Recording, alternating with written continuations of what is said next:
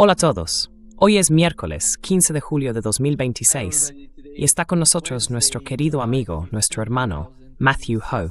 Bienvenido de nuevo, Matt. Anani Matter, Nace. So nice to see you back, Matt. I want to start with Qué alegría verte de nuevo, Matt. Quiero empezar hablando de la situación en el Golfo Pérsico. En este momento, según algunos informes desde Kuwait, Irán está atacando Kuwait con drones, no con misiles. Y el estrecho, como sabes, vuelve a estar bloqueado. Está cerrado. Y uno de los barcos, al menos tenemos imágenes de un barco turco hundiéndose en el estrecho de Hormuz. Aquí tienes las imágenes, Matt.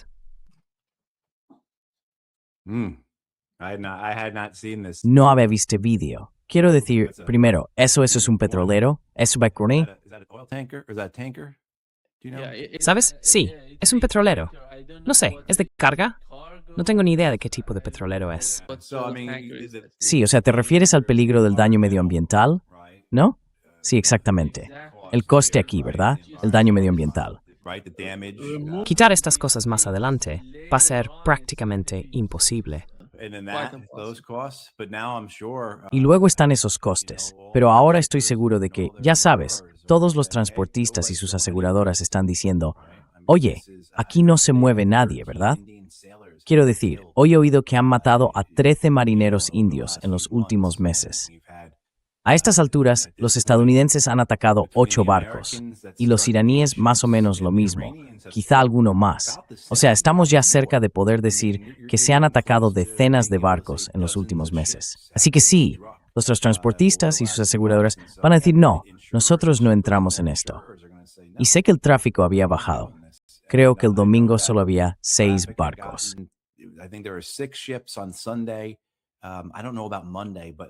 No sé lo del lunes, pero ayer eran 21.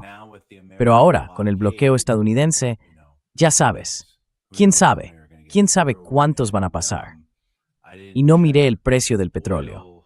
La última vez que lo vi, estaba otra vez por encima de $80 el barril, subiendo poco a poco. Así que sí, en fin, ¿quién sabe a dónde va a llegar todo esto? No creo que ellos lo sepan, la verdad. Y cuando digo ellos, me refiero a los estadounidenses. No creo que los estadounidenses sepan lo que están haciendo aquí. De verdad que no lo creo. Creo que tú, yo y todos los demás, intentando averiguar qué demonios está pasando, estamos perdiendo el tiempo. O sea, sí.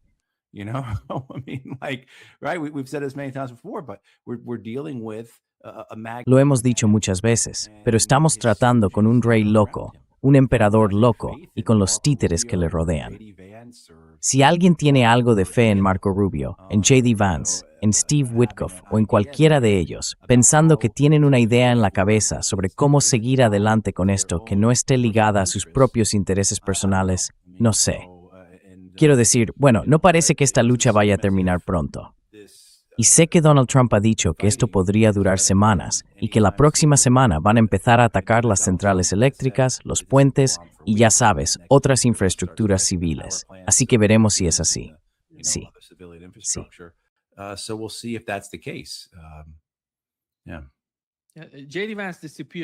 J.D. Vance ha vuelto a desaparecer, como ya sabes.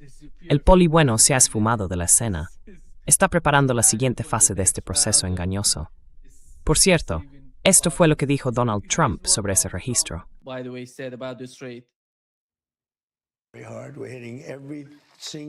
Estamos atacando todo lo que tienen a lo largo de la costa, a lo largo del litoral. Si miras el estrecho de Hormuz, nos está costando encontrar dónde tienen algo. Tenemos que detenerlo. Tenemos que mantenerlo abierto. Iba a imponer una tasa, pero en su lugar prefieren gastar mucho dinero en Estados Unidos, lo cual, sinceramente, es mejor, porque no me gusta la idea de una tasa. Tiene que seguir siendo libre, porque si no, otros harán lo mismo. Sí.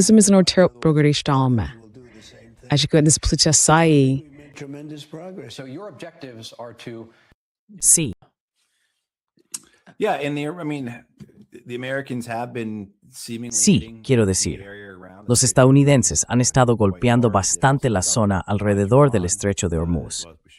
También han atacado cerca de Teherán, en Bushehr y en partes más orientales de Irán.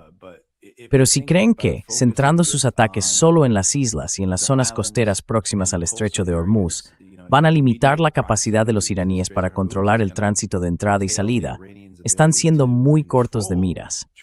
No entienden realmente lo que pasa, lo que significa controlar el tránsito dentro y fuera del Golfo. Los iraníes podrían atacar barcos en el Mar Arábigo, podrían atacar barcos en el Golfo de Omán, o simplemente podrían atacar a todos los barcos que están ahí, en el Golfo Pérsico. Los iraníes no tienen, es lo mismo también.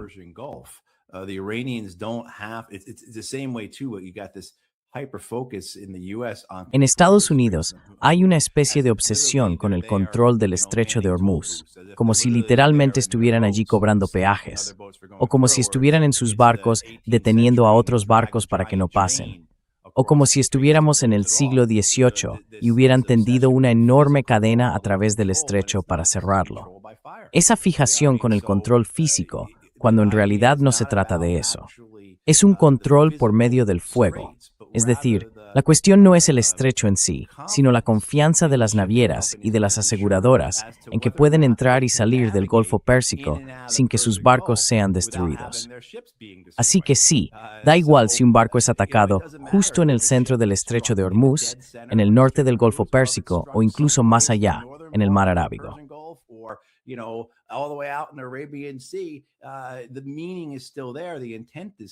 El significado sigue siendo el mismo, la intención sigue siendo la misma.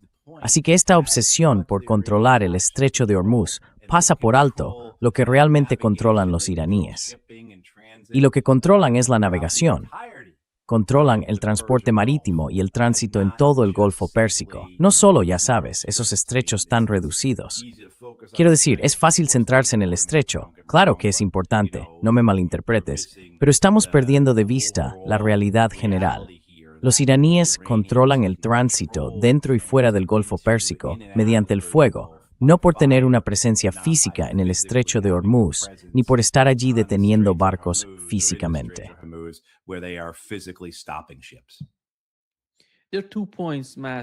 Hay dos cosas, Matt. Una es lo que dijo Donald Trump. En lugar de hablar de un sistema de peajes, que fue lo que mencionó, un 20%, eso significa que alguien dentro de la administración le dijo, no digas eso. Nosotros defendíamos que no hubiera sistema de peajes. Con eso, lo estás legitimando. Me gustó la respuesta de Abbas Araghchi cuando dijo, oye, tienes razón, si esto te está costando algo, deberías recibir una compensación, pero nosotros lo haremos por un precio mucho más justo.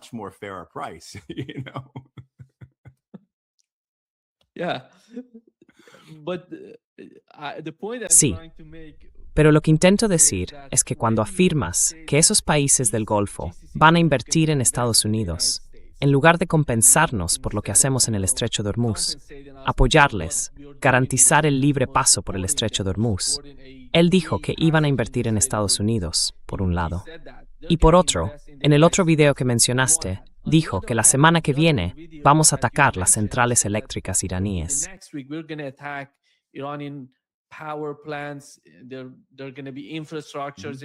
Va a haber infraestructuras en Irán que serán atacadas por Estados Unidos.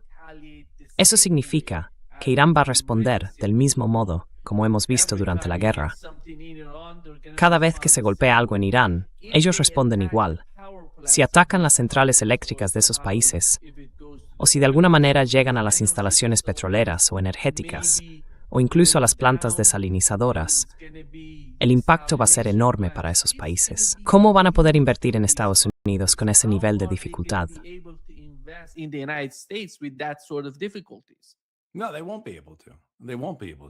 No, no podrán hacerlo. No podrán. Quiero decir, ¿cómo van a invertir en ningún sitio si no tienen ingresos? ¿Cómo van a invertir si tienen que sacar dinero de sus inversiones actuales, de sus activos, para apuntalar sus economías en crisis? Lo vimos ya en abril. Supuestamente los emiratíes fueron al Departamento del Tesoro de Estados Unidos y dijeron, oye, necesitamos un intercambio de divisas, básicamente un rescate, tenéis que darnos igual que hicisteis con Malasia y con Argentina, un swap de divisas de $20,000 millones, o si no, vamos a estar en una situación muy, muy complicada. Así que no pueden. Y además, no se trata solo de eso, no hay inversión del resto del mundo, ni siquiera de los países del CCG. from the GCC countries, it's the entire world economy. There won't be Es toda la economía mundial. No habrá inversión desde ningún sitio. Si se vuelve a la guerra, como se está comentando con este ataque a la infraestructura energética y también a otras infraestructuras civiles, la destrucción de las infraestructuras de los países del Golfo por parte de Irán parece casi garantizada. Eso es lo que los iraníes han dicho que harían. Y ya los vimos en las campañas de marzo y abril, demostrar que tienen la capacidad de llevar a cabo ese tipo de ataques, de ser precisos en sus objetivos, de saber exactamente dónde golpear para paralizar, por ejemplo, las zonas de producción de gas natural en Qatar, que es el mayor productor mundial de gas natural, o el segundo, bueno, quizá el tercero después de los rusos.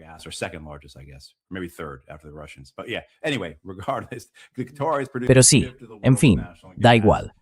Los cataríes producen una quinta parte del gas natural del mundo, y los iraníes consiguieron paralizar una quinta parte de ese suministro durante unos 4 o 5 años por sus ataques a la infraestructura de Qatar. Así que, claro, no se trata solo de que los países del Golfo no inviertan en Estados Unidos, sino de que nadie va a invertir allí. Porque nos encaminamos hacia una depresión mundial, y nadie va a poner dinero en ningún sitio que no sea en su propio país. Es simplemente el design cómo van a ser las cosas. Y tú has... the reality of how it's going to be. And you've already seen, though, too, the various,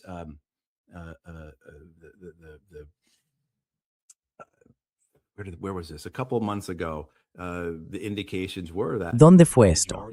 Hace un par de meses, las señales indicaban que la mayoría de las oficinas familiares, ya sabes, esas firmas de inversión que gestionan las fortunas de los más ricos fuera de Estados Unidos, no iban a invertir en el país. Había preocupación, claro, por este gobierno y su caos, su incertidumbre y su falta de previsibilidad. Pero también por una posible crisis de bonos en Estados Unidos, por problemas estructurales en la economía americana en general y por la idea de que todo eso acabará debilitando al dólar. Que por mucho que el dólar haya mantenido su fuerza durante el último año más o menos, no va a poder sostenerla.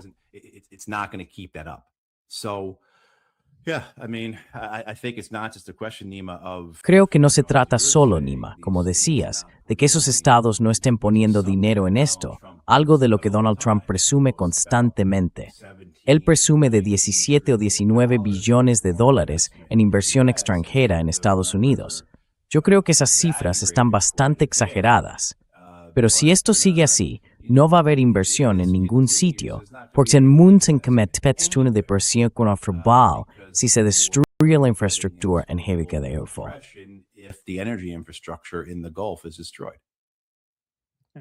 Talking about the Hablando del coste de la guerra hasta ahora, se basaba en lo que informó el Pentágono.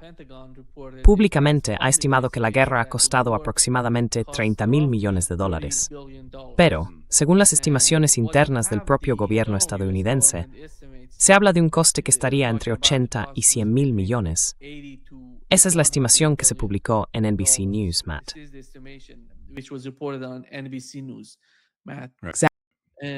Y cuando habla de compensación, básicamente te pide es que todos esos países del Golfo paguen por ello.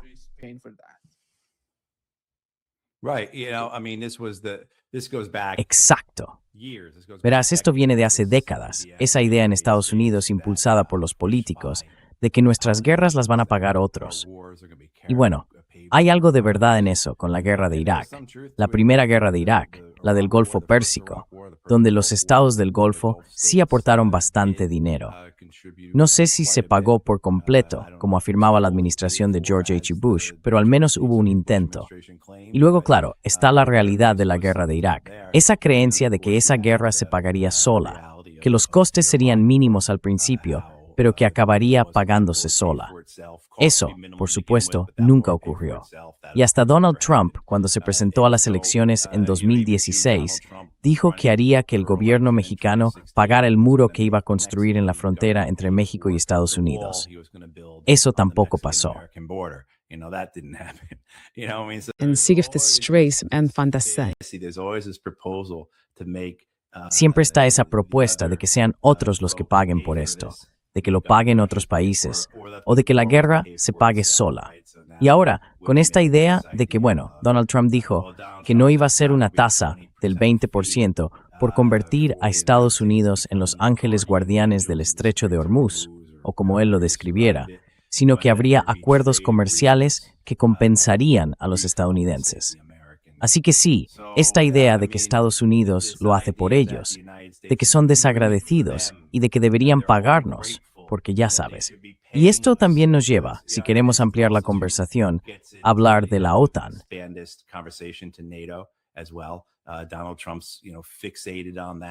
Donald Trump, ya sabes, está obsesionado con eso. Pero no fue algo que viniera solo de Donald Trump. Si miras atrás, durante la administración de Barack Obama, él también hablaba de que la OTAN no estaba cumpliendo con su parte. No creo que usara exactamente esas palabras, pero en esencia, Obama defendía que los países europeos debían pagar más por su defensa colectiva, que tenían que aportar más de lo que solían hacerlo, y que Estados Unidos no iba a contribuir tanto. Y, desde luego, vimos una reducción de fuerzas en Europa durante los años de Obama.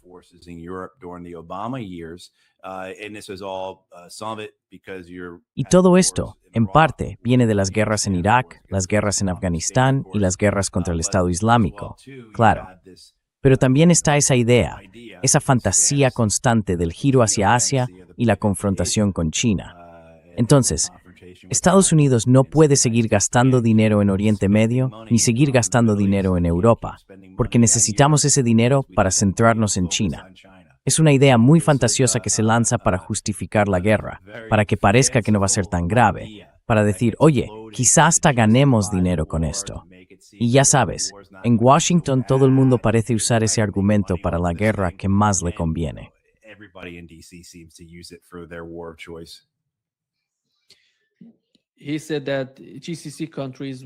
Dijo que los países del Consejo de Cooperación del Golfo querían que yo estuviera allí, en el Golfo Pérsico, si estaban dispuestos a pagar por la guerra. Y esta es la guerra. No sé cuál es la percepción en la mayoría de esos países del Golfo, pero estoy seguro de que no son tan ingenuos como para pensar que pueden derrotar a Irán con este tipo de ataques. Ya sabes, eso de responder golpe por golpe, atacar un objetivo aquí y otro allá, eso puede durar para siempre. No van a conseguir ningún resultado con esos ataques. Así que, mientras Estados Unidos siga allí, ellos van a tener que pagar por ello. Exacto.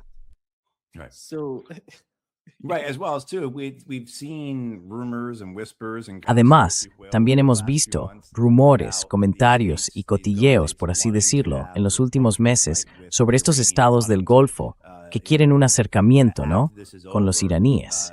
Quieren, ya sabes, cuando todo esto acabe, establecer una nueva relación con Irán. De hecho, ya se produjo el restablecimiento de relaciones entre Arabia Saudí e Irán. ¿Cuándo fue eso? En 2022-2023. En fin, hay una base para ello. En los últimos meses ha habido informes sobre Qatar y los Emiratos firmando acuerdos por separado con Irán, posiblemente dándoles dinero para que los iraníes no los atacaran. Esa es una de las teorías más extendidas. No sé si es cierta o no.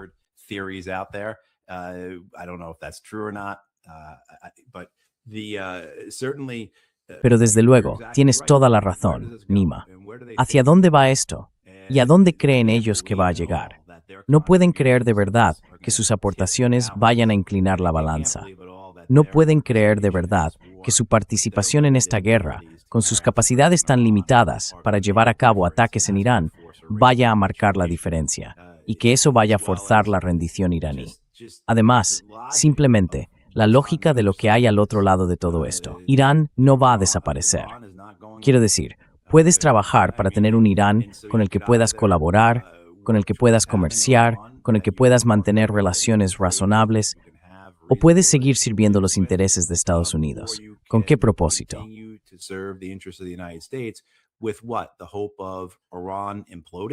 ¿La esperanza de que Irán se derrumbe? ¿La esperanza de que Irán se convierta en un estado fallido? Eso es a lo que estás contribuyendo, lo que intentas conseguir aquí.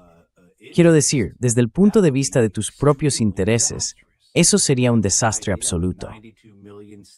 La idea de que un país de entre 90 y 92 millones de personas colapse justo al lado de tu frontera ¿Por qué un líder sensato, por qué un gobierno sensato querría apoyar algo así? Así que creo que algunos de sus ataques son puramente teatrales.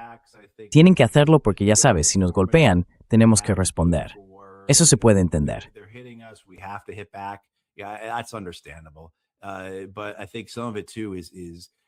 Pero creo que parte de esto también tiene que ver con la idea de que están siendo presionados por los estadounidenses para participar, además de la realidad de que Estados Unidos y estos países árabes del Golfo llevan ya mucho tiempo manteniendo relaciones muy estrechas. Estos estados han sido vasallos del imperio estadounidense durante bastante tiempo. Y esas relaciones, tanto personales como institucionales, dentro de los servicios de seguridad o del propio gobierno, hacen que estén predispuestos a actuar en lo que consideran el mejor interés del imperio americano, porque fueron precisamente esos intereses los que les llevaron a las posiciones que ocupan hoy. Así que creo que todo eso sigue estando muy presente. Pero claro, uno lo ve y no puede evitar pensar, ¿qué demonios están haciendo?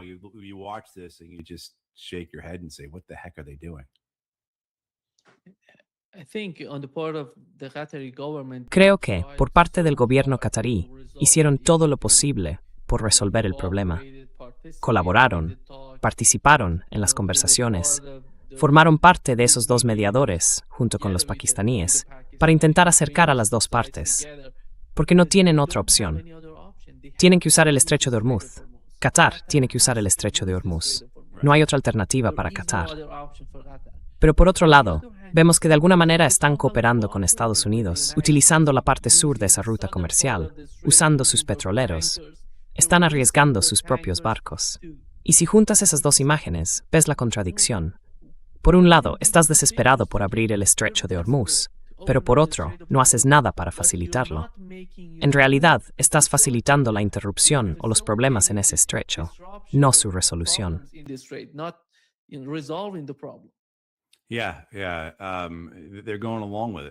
Sí, están colaborando con eso. Quiero decir, puede que no sean quienes dirigen esta guerra, pero desde luego la están apoyando, ¿no? Tengo una metáfora bastante sucia de mi época en el cuerpo de marines para describirlo, pero te la cuento fuera de cámara. La idea de que siguen sirviendo a los intereses de Estados Unidos e Israel. Sí es evidente, ¿verdad? Lo vemos. Y los vimos plantar cara. Vimos, por ejemplo, a los saudíes y a los kuwaitíes cuando Donald Trump quiso lanzar su llamado Proyecto Libertad, ¿no? Vimos a los kuwaitíes y a los saudíes decir, no vamos a dejar que uses nuestro espacio aéreo para ese Proyecto Libertad.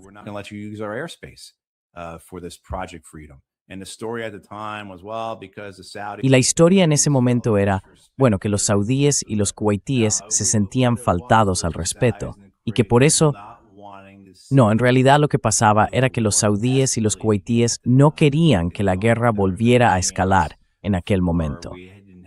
Creo que pensaban que todavía había una oportunidad. No teníamos el memorando de entendimiento en ese punto, pero aún era pronto en el proceso de alto el fuego, todavía al principio de las negociaciones. Y un tipo de escalada así habría destruido cualquier posibilidad. Ahora, ya sabes, están participando porque tienen que participar. Siguen siendo, una vez más, estados vasallos del imperio estadounidense. Y quizá también se dan cuenta de que esto no va a terminar con un acuerdo, que no va a acabar con una solución negociada, sino que se va a convertir en un estado crónico de guerra durante muchos años.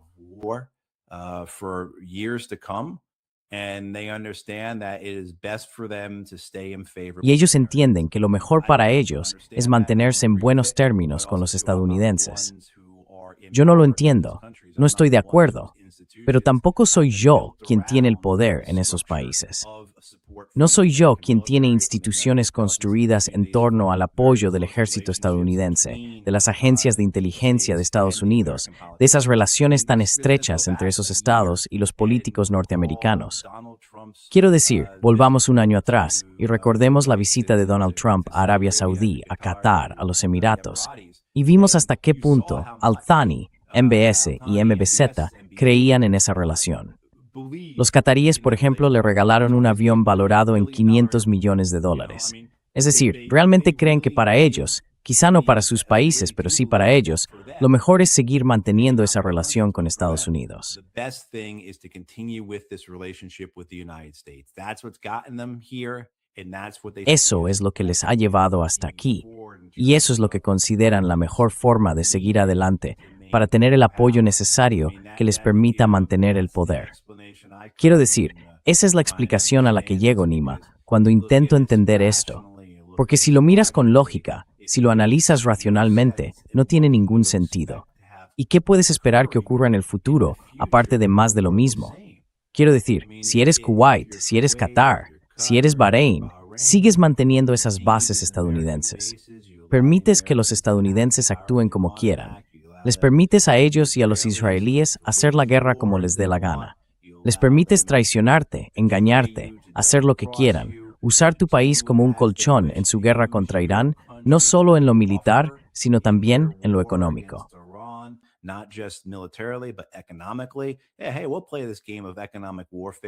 Vamos a jugar a este juego de guerra económica, a este pulso con Irán. Vamos a usar a los emiratíes, a los bahreiníes, a los cataríes, ya sabes. ¿Y los estadounidenses? ¿Qué están sacrificando ellos aquí? El primer día de los ataques, los estadounidenses evacúan sus bases de todos esos países, bases que se suponía que debían servir de escudo para protegerlos de la agresión iraní, ¿verdad? Y al final, esas bases acaban siendo solo esponjas para los misiles y los drones iraníes. ¿Y quién paga el precio de eso? Su gente paga el precio. No ha habido muchas víctimas civiles en esos países, sobre todo si lo comparas, por ejemplo, con Irán o con Líbano, pero sí ha habido algunas.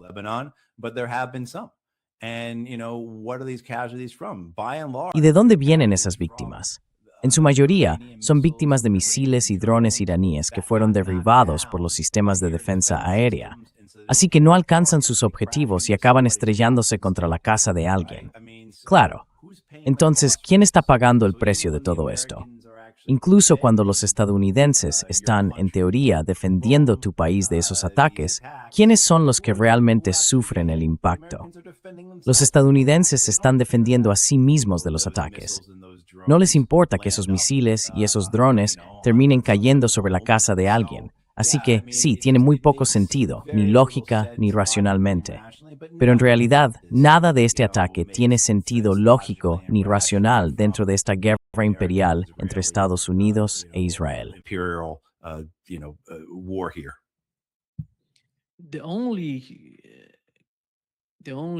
La única explicación que se me ocurre para lo que Donald Trump está intentando hacer con el caso de Irán es la coerción, una política de coerción.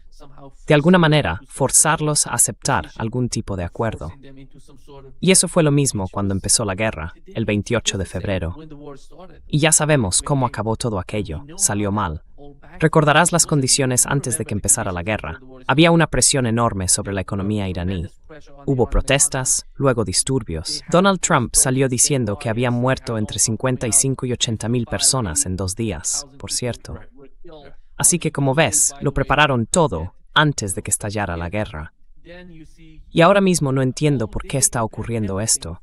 Porque, en mi opinión, para comprender el comportamiento iraní, su forma de tomar decisiones, su manera de actuar, hay que entender que se van a endurecer. Van a ser más firmes, no más blandos que antes. Su posición se va a volver cada vez más dura con el paso del tiempo, con estos ataques. Sí. Esa no es la percepción del gobierno de Trump. No, quiero decir, creo que la administración Trump está realmente atascada. No tenían ni idea de lo que estaban haciendo antes de la guerra. No saben lo que están haciendo durante la guerra. Y no saben lo que están haciendo ahora. Ni siquiera saben cómo llamar a lo que está pasando en este momento. No tienen ni idea de lo que va a ocurrir esta noche, y mucho menos la semana que viene. Estoy seguro de que ya sabes, si Estados Unidos lanza o no ataques contra Irán hoy, depende totalmente de lo que sienta Donald Trump. No hay una campaña aquí. No hay una estrategia. Así que ya sabes, su esperanza de que los iraníes cambien de opinión de alguna manera sobre esto, o su esperanza de que haya algún tipo de levantamiento o algún tipo de derrocamiento del gobierno, o que la economía se hunda tanto que colapse, o que la gente se levante y derroque al gobierno porque el pan cuesta $12,000 la barra o lo que sea. Ya me entiendes.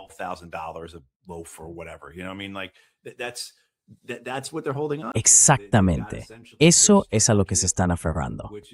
Básicamente tienen aquí una estrategia basada en la esperanza, algo que, como sabes, se ha vuelto bastante común en la estrategia estadounidense en sus guerras desde hace décadas. Esa idea de esperemos que cambien de opinión, esperemos que la gente empiece a querernos, esperemos que logremos presentarnos como una opción mejor que los talibanes o lo que sea. En fin, esto es una locura. ¿Y hacia dónde lleva? Simplemente no lo sabemos. Lo que pase hoy, lo que pase la semana que viene.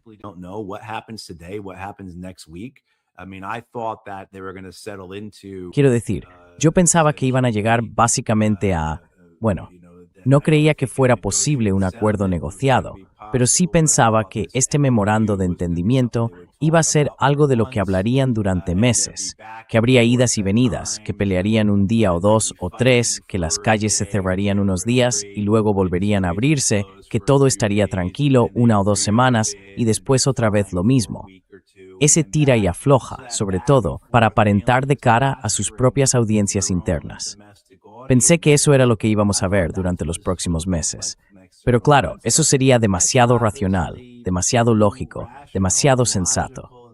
Así que aquí estamos otra vez con la pregunta, ¿qué se espera ahora? ¿Qué crees que va a cambiar realmente? No tienen, Nima, un arma secreta, un láser de rayos X o algo así que puedan sacar para derretir las ciudades de misiles bajo las montañas. Y ahora se empieza a oír hablar de la posibilidad de usar un arma nuclear contra la montaña Pickaxe.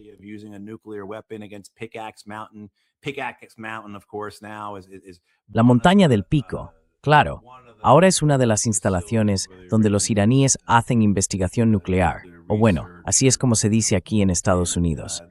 Ese es el lugar del que todo el mundo habla ahora, la montaña del Pico. Ya no se habla de Isfahán, ni de la isla de Karg, ni de Bandar Abbas, ni de nada de eso. Es la montaña del Pico. ¿Qué vamos a hacer con la montaña del Pico? Y sí, la conversación vuelve a un tema del que hemos hablado muchas veces. Sé que tú también lo has comentado con otra gente. Esa posibilidad de que los estadounidenses usen un arma nuclear. Quiero decir, ¿con qué van a atacar la montaña del Pico? En fin, el nombre por sí solo ya te dice todo lo que necesitas saber sobre ese lugar.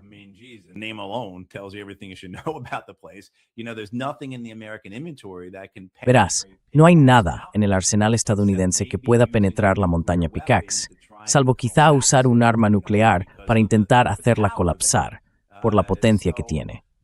Así que ahora volvemos a este punto en el que, vaya, pensaba que al menos ya habíamos pasado de eso. Tenemos que preocuparnos, como en abril, por la posibilidad de que los estadounidenses o los israelíes lleguen a plantearse usar un arma nuclear. Y aquí estamos otra vez con lo mismo, pero no sé qué creen que pueden conseguir. No pueden lograr nada, de verdad que no, salvo mantener esta guerra en marcha y cruzar los dedos, esperando que ocurra algún tipo de cisne negro que cambie el rumbo de todo esto.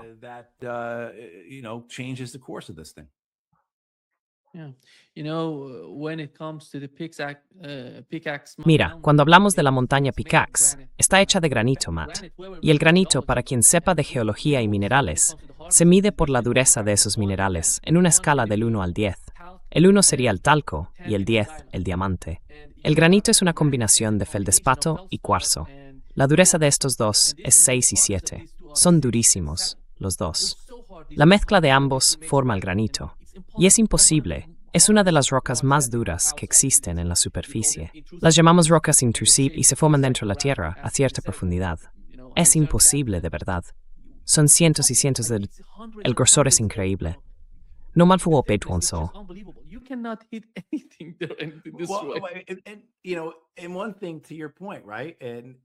Y una cosa, para seguir con lo que decías, ¿verdad? Este es tu medio de vida, es tu carrera, es de lo que sabes. Es el profesor Nima quien nos está explicando todo esto. Así que, por un lado está lo difícil que es, lo resistente que es. Pero además, construyeron deliberadamente esa instalación allí para resistir ataques estadounidenses. Tomaron algo que ya de por sí era increíblemente duro, fuerte, prácticamente impenetrable, y luego, pensando específicamente en este momento, levantaron estructuras dentro.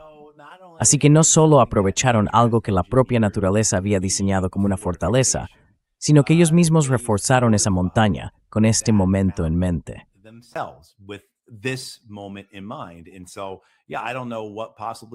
Así que, bueno, no sé qué podría tener realmente un impacto. Quiero decir, supongo que con un arma nuclear, la idea es que se libera tanta energía. Ya sabes, tú hablas con Ted Postel todo el tiempo, así que le pregunté a Ted, ¿no? Pero en fin, que se libera tanta energía y la presión es tan enorme que esa presión, esa energía, se transmitiría a través del granito y acabaría colapsando los túneles que hay en su interior. No sé si realmente funciona así o no, pero Septuor es mucho más que yo. I don't think that No creo que una suochmevisia SBT, al menos porque sabemos de esas bombas y de los llamados bunker busters, no son tan eficaces. they're not that capable. Right. And human being doesn't have a solution for that. Y los seres humanos no tenemos una solución para eso. Lo sabemos porque perforamos. En ingeniería geotécnica solemos hacerlo. Vamos a profundizar para ver qué ocurre ahí abajo. Es algo tremendamente difícil. Incluso con materiales tan duros como el diamante, resulta casi imposible penetrar. Pero esos misiles antibúnker, o los bombarderos B-2, los B-52, no creo que tengan ninguna solución para eso. I don't think that they have any sort of solution for that. No creo que tengamos ninguno de esos. No creo que tengamos de esos MOP, los penetradores de artillería masiva. Perdón, no creo que nos quede ninguno. O si queda alguno, serán un par como mucho. El inventario era de unas 24 unidades. Quiero decir, es información que se puede encontrar en Internet. Y creo que solo quedan un par de docenas. El año pasado, en 2025, usaron, ¿qué?, 12 o 14, y este año han utilizado varios más en la campaña actual. Pero, ya sabes, sigo pensando que no están logrando el efecto que buscan. Y además, los iraníes están preparados para esto. Así que digamos que sí tienen efecto, estos penetradores de artillería masiva, estos MOP. Supongamos que pueden penetrar, que pueden atravesar y transferir una enorme cantidad de energía y que esa explosión, esa presión, logra colapsar un túnel.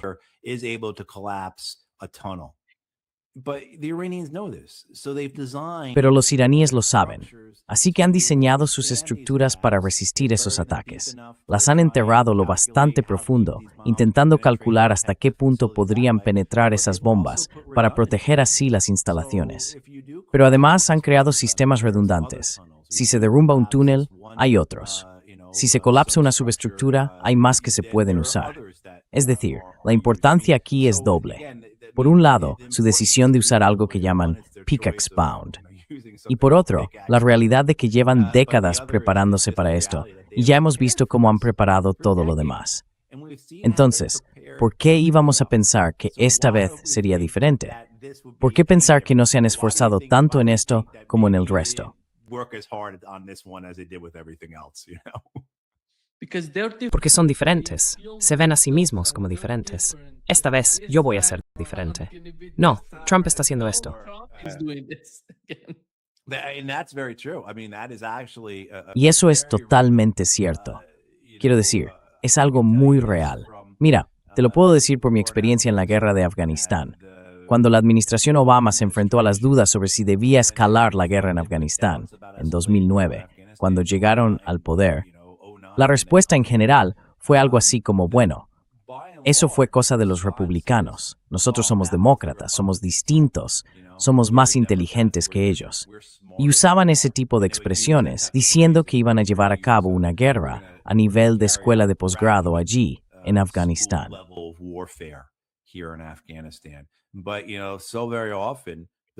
Pero ya sabes, muy a menudo, la justificación de por qué creían que podían hacer en la guerra lo que la administración Bush no pudo hacer era básicamente porque aquellos eran los republicanos, ¿no?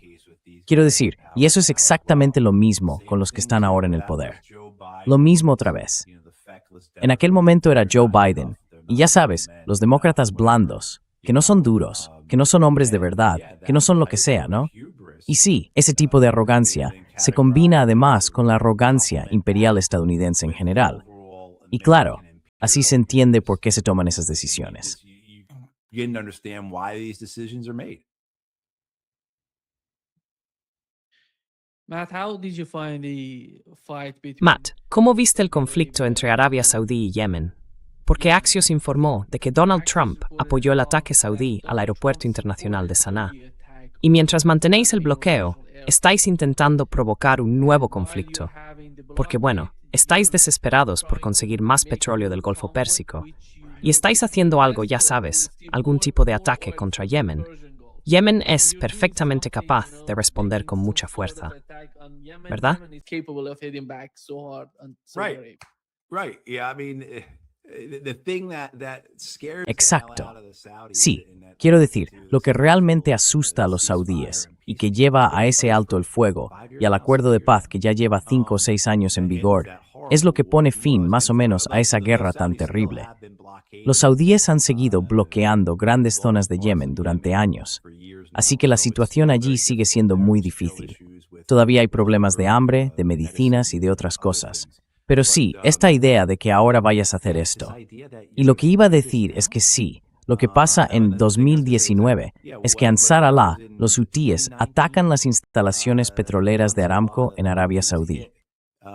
The Aramco oil facilities in Saudi Arabia, and everyone says it was the Iranians, and maybe the Iranians. Y todo el mundo dice que fueron los iraníes, y puede que los iraníes estuvieran implicados de alguna manera, pero hasta donde yo sé, fue Ansar Allah. No hay ninguna razón por la que no pudieran haber sido ellos.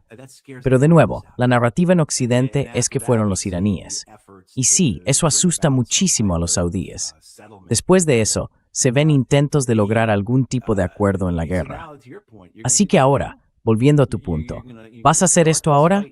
¿Vas a empezar esta pelea ahora, cuando hay una guerra entre Estados Unidos, Israel e Irán? Cuando acabas de pasar por un peligro real de escalada en las campañas de marzo y abril con el riesgo de perder tu infraestructura energética. Y ahora vas a reiniciar la guerra con los hutíes. ¿De verdad vas a hacer eso?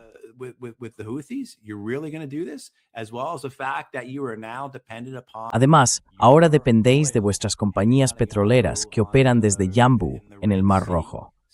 Para quienes no estén familiarizados con lo que han hecho los saudíes, tienen un oleoducto que atraviesa toda la península arábiga y llega hasta el Mar Rojo.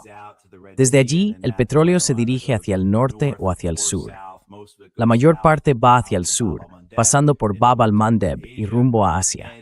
En total, son unos 7 millones de barriles al día. Creo que unos 4 o 5 millones van hacia el sur, hacia Asia. Y ahora vais a hacer esto, poniendo en riesgo todo eso.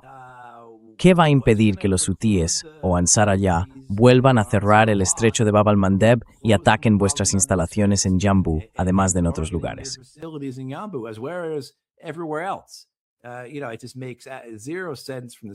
No tiene ningún sentido desde el lado saudí.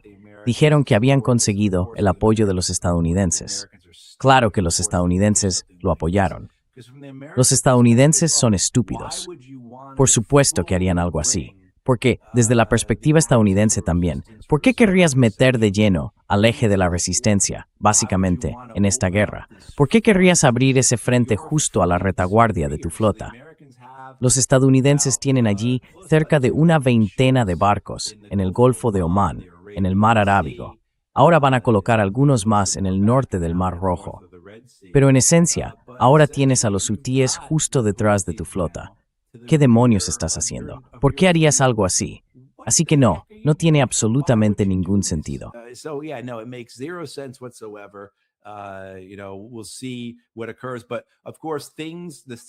Ya veremos qué pasa.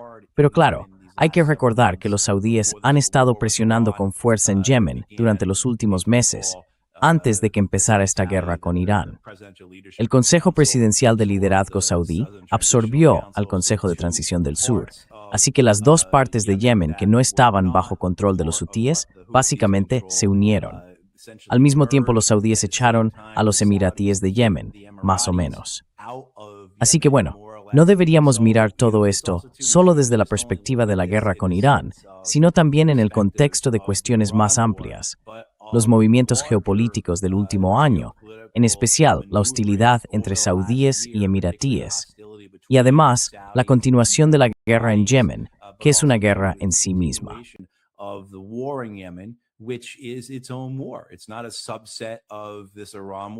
No es una parte de esta guerra con Irán. No es, ya sabes, algo raro o curioso. No, es una guerra que lleva ocurriendo desde 2014, aunque en realidad se remonta antes, diría que a 2011, más o menos. Pero desde luego, no tiene mucho sentido por qué habrían decidido hacer esto, salvo que los saudíes tienen su propia agenda allí y piensan que de algún modo esto va a aumentar su control, su influencia o su dominio en Yemen. Quizá creen que así obligarán a los estadounidenses a volver a ponerse de su lado y atacar a los hutíes, y que los saudíes se beneficiarán de eso. Matt, we had Congressman Ro Khanna Matt, tuvimos al congresista Ro Khanna visitando Cisjordania y hemos visto el video en el que de alguna manera el ejército israelí, junto con algunos colonos, intentaron molestarlo, ponerle trabas. Luego él salió y habló de lo que pasó. Y la forma en que los medios tradicionales están tratando al congresista Ro Khanna es increíble. Están tomando partido y básicamente apoyan la posición israelí mientras atacan a un congresista de Estados Unidos por estar en desacuerdo con Israel. ¿Qué está pasando en Israel? ¿De verdad creen que tienen a la opinión pública de su lado? Me refiero a Fox News y a esos medios que están atacando a Ro Khanna. ¿Qué opinas tú de todo esto?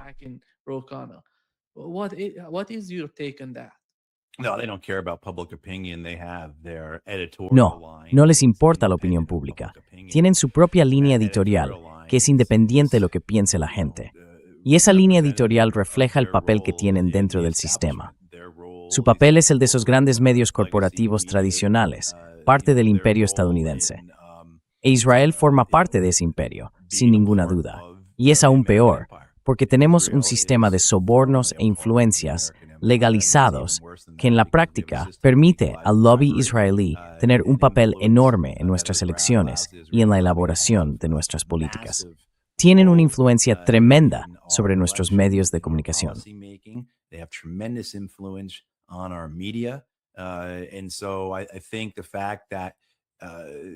Así que creo que el hecho de que recibamos estas noticias de los medios estadounidenses diciendo que un congresista norteamericano fue retenido por colonos armados y que la respuesta de esos mismos medios sea algo como, bueno, el congresista Khanna estaba viajando sin el permiso de Israel.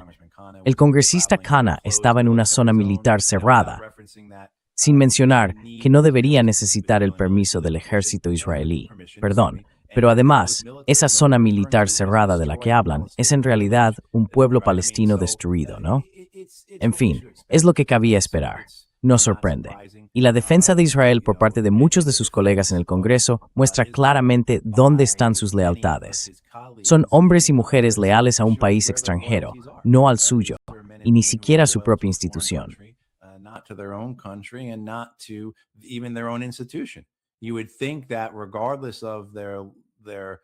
Uno pensaría que independientemente de su lealtad o de su relación con Israel, estarían horrorizados, estarían fuera de sí, estarían enfadados por ver cómo tratan así a uno de los suyos. Y más aún cuando se trata de un país que sostenemos por completo, un país que sobrevive gracias a lo que le damos. Y más ahora, que van a votar, ya sabes, más miles de millones de dólares para Israel, mientras la posibilidad de integrar a Israel en el aparato de seguridad nacional de Estados Unidos se vuelve cada vez más clara y más probable. Así que no me sorprende en absoluto cómo lo están tratando. Me alegra que esté ahí fuera, hablando de esto, y espero que eso le motive a seguir insistiendo, a plantar cara al apoyo estadounidense a Israel. Y ojalá también sirva de inspiración para que otros miembros del Congreso estadounidense hagan lo mismo.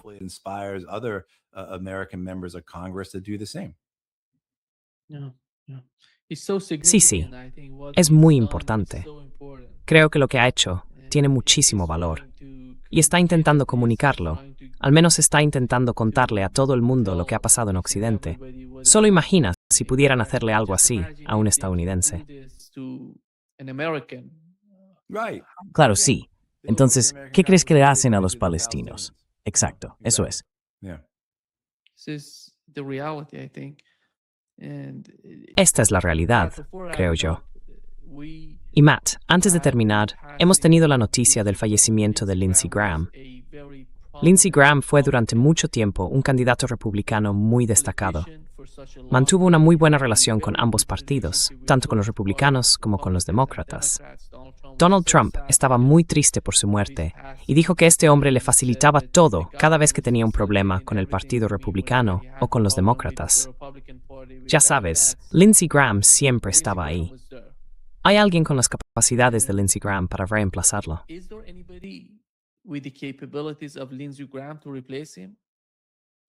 So, I mean, Tom Cotton certainly will. I think maybe Quiero fill decir, that mold, Tom fill Cotton that seguramente role of asumirá, creo, ese papel, ese molde de ser, ya sabes, el halcón más apreciado en los canales de noticias por cable de Estados Unidos. Y desde luego, hay otros que podrían dar un paso al frente, golpearse el pecho y gritar pidiendo sangre, como hacía Lindsey Graham. Creo que, si hay algo de tristeza en todo esto, por supuesto, es la tristeza por las víctimas de aquello que Lindsey Graham apoyó una y otra vez, por lo que insistió y defendió constantemente, las víctimas de su afán belicista. Pero también hay que decir que el hombre en realidad tenía talento. De verdad, tuvo una carrera política que resultaba impresionante. He generally had a political career that was impressive. He generally understood the media well. En general, entendía bastante bien a los medios, lo suficiente como para ser uno de sus favoritos, para estar siempre presente. La gente dice, retomó el papel que dejó John McCain cuando McCain murió. Pero no es así. Graham quizá no fue tan influyente como McCain, y su campaña presidencial no se pareció en nada a la de McCain. El presidente dijo, bueno, McCain consiguió la nominación, ya sabes. O sea, claro, pero Graham no lo hizo. El éxito de Graham como político ya estaba bien consolidado mucho antes de que McCain falleciera. Así que su capacidad para prosperar políticamente, para entender las instituciones de Washington, para comprender a los medios y decidir qué hacer con todo eso, ya venía de antes.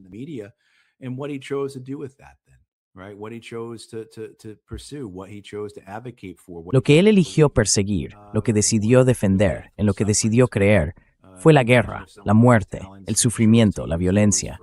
Imagina que alguien con su talento hubiera decidido usarlo para promover la paz, para buscar la resolución de conflictos, para fomentar el diálogo. Quizá el mundo sería distinto. Pero ya sabes, Lindsey Graham fue un símbolo del aparato bélico estadounidense, del sistema, del poder establecido, del imperio. Así que, en fin, su presencia fue importante en el sentido de que era muy visible. Pero su muerte, en realidad, no significa gran cosa, porque será sustituido por otra persona.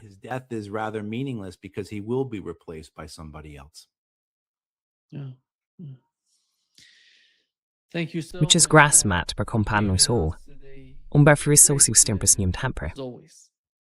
De acuerdo. Gracias, Nima.